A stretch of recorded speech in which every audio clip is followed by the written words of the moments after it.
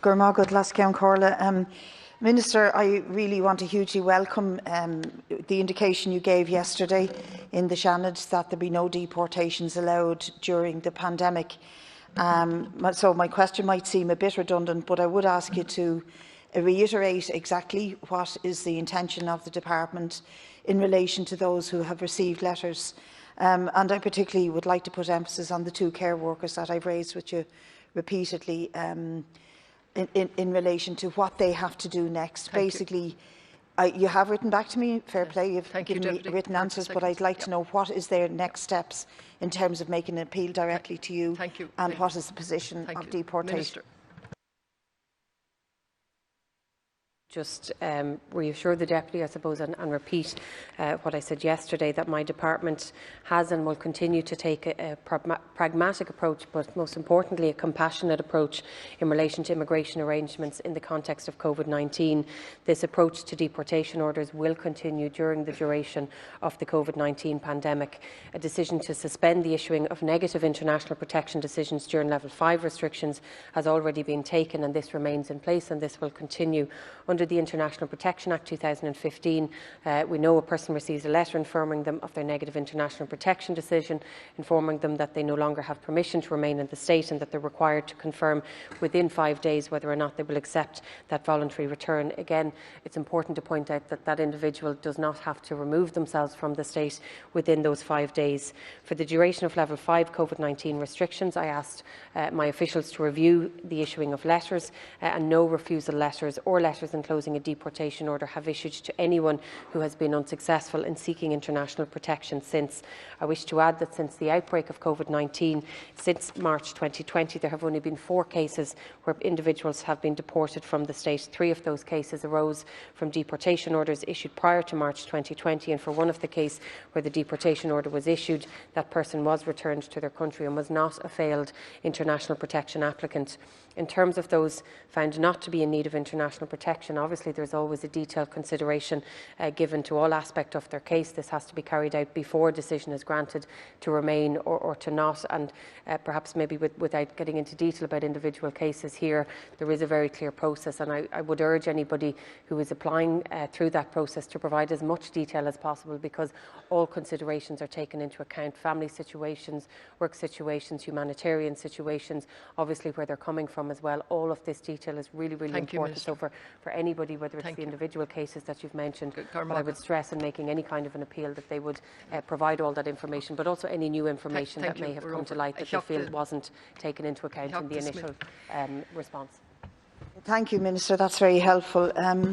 One other thing that has just come to light before I came in here, I spoke to a couple of care workers who have deportation orders, and their panic now is that their work permit expires in the next couple of weeks. One's already expired, the other expires in the next couple of weeks. And in that situation, that doesn't help us, because it means 2 care workers who could be doing very useful and vital work during the pandemic are not able to, because they don't have work permits, but they can't apply to extend their work permit because of this order that they have, or this refusal of the leave to remain. So it's complex, and it's hard to know. For me, it's hard to know how to advise them, but I take it from what you've just said, and maybe you could come back on this, that they should make an appeal, reiterating and outlining all of the circumstances that they have faced and are facing, and the details of the basis of that appeal.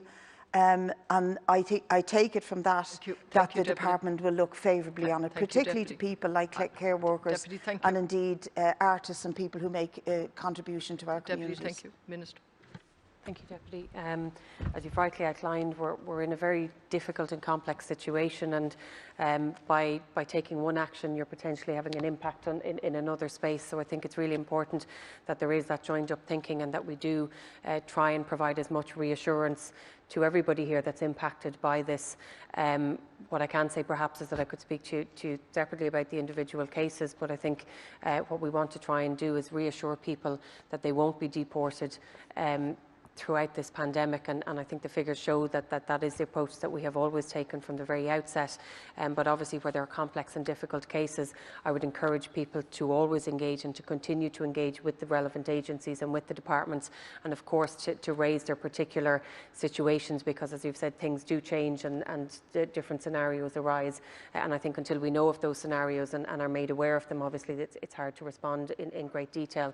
But what I would do is encourage everybody to engage with the relevant authorities or agencies, and where their situation changes or where these difficult type of scenarios arise, we will of course try and work with them to try and find the most appropriate response and to respond in the most compassionate way that we possibly can.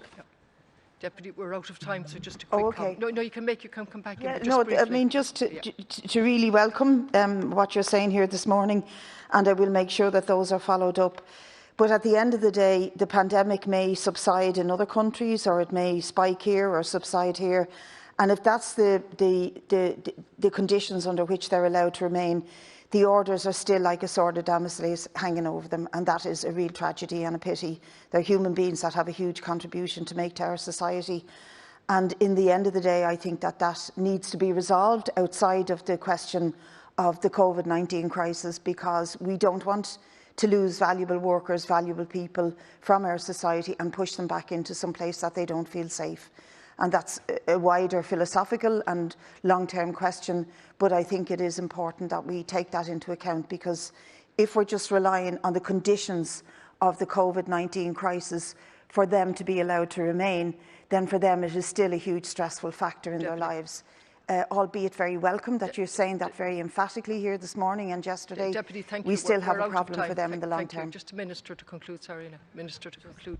Again, to respond, I mean, I do think we have a robust system in place. At the same time, it's a system, and I think like any others, that can always improve, and I think that's part of a wider discussion and engagement perhaps that we need to have after this. But again, just to reassure and to, I suppose, reiterate my comments yesterday, we will continue to take the same pragmatic and compassionate approach that we've taken throughout all of this pandemic, and just to reassure those. And if I could again stress something that I mentioned yesterday, we are obviously rolling out a new vaccine programme, and I wanted to absolutely say on the record that nobody who brings himself forward or provides any information, that information won't be passed on to any other type of immigration services or otherwise.